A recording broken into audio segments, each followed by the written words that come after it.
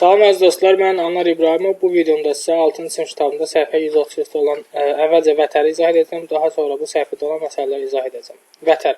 Vətər nədir? Bu vətəri mən bundan əvvəlki videomda izah etmişəm. Yenə də qeyd edeyim. Vətər çevrənin mərkəzindən keçməyən, daxilində olan iki nöqtəni birləşdirən istənilən düz xəttdir. Baxın, məsələn, AB vətəri.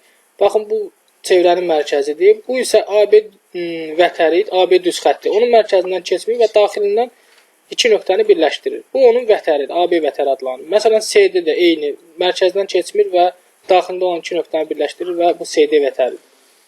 Və məsələn, bu çevrədə AB və CD vətərinin kəsişdiyi nöqtə M nöqtəsidir. M nöqtəsi onların kəsişmə nöqtəsi adlanır və belə bir nisbət var orada.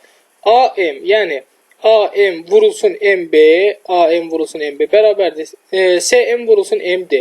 Bu vətər haqqında bir xassədir. Yəni ki, bu bərabərlik bir-birinə bərabərdir. Yəni, AM vurulsun MB hasili, bu CM vurulsun MD hasilinə bərabərdir. Bu istənilən çevrədə və istənilən kəsişən vətərlər haqqında olan bir xassədir. Vətər haqqında bu qədər. Gəlin keçək bu səhifədə olan məsələlərə. Məsələn, məsələ 2. İndi A bəndini izah edirəm, B bəndi eyni bunu kimidir. Ona görə də B bəndini izah etmirəm. AM bu çevrə verilib. Baxın, çevrədə AB vətəri və CD vətəri var və onlar M nöqtəsində yenə də birləşiblər. Şərtə əsasən AM bərabərdir 9 cm. AM və MB bərabərdir 12 cm. MB. CM bərabərdir 8 cm və DM-i tapın. Və əvvəlki şəkildə izah etmişdim. Burada AM vurulsun MB bərabərdir CM vurulsun MD.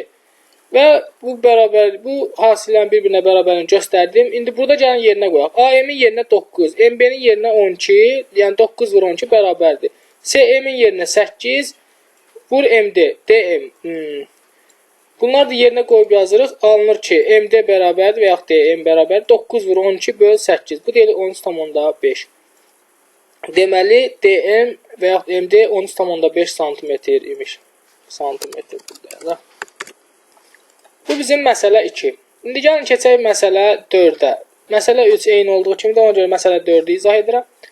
Məsələ 4-də AB və CD vətərləri K nöqtəsində kəsişir. Baxın, AB-nin vətəri, bu da CD vətəri K nöqtəsində kəsişib. AK böl CK bərabərdir 3 böl 2 nisbətində olarsa, DK böl BK nisbətini tapın. Deməli, AK böl CK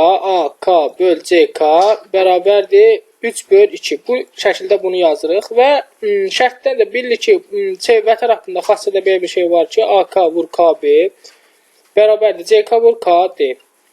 Və bu bərabərliyi nisbət şəklində yazdıqda AK bölünsün CK bərabərdir DK bölünsün BK kimi yazmaq olar. Və burada da bizdə şərtdə soruşur ki, DK bölünsün BK nisbəti. Deməli, AK böl CK 3 böl 2-dirsə və o da DK böl BK-ya bərabərdirsə, deməli, onlar hamısı bir-birinə bərabərdir. Yəni, DK bölünsün BK nisbəti elə 3-ün 2-yə olan nisbətinə bərabərdir. Bu da vətər haqqında, yenə qeyd edirəm, əvvəlki videomda vətər haqqında izah etmişdim. Bu videomda yenidən izah etdim. Bu videomda bu qədər. Növbəti videomda mən səhifə 134 və ondan sonraki səhifələri izah edəcəm. Hələlik.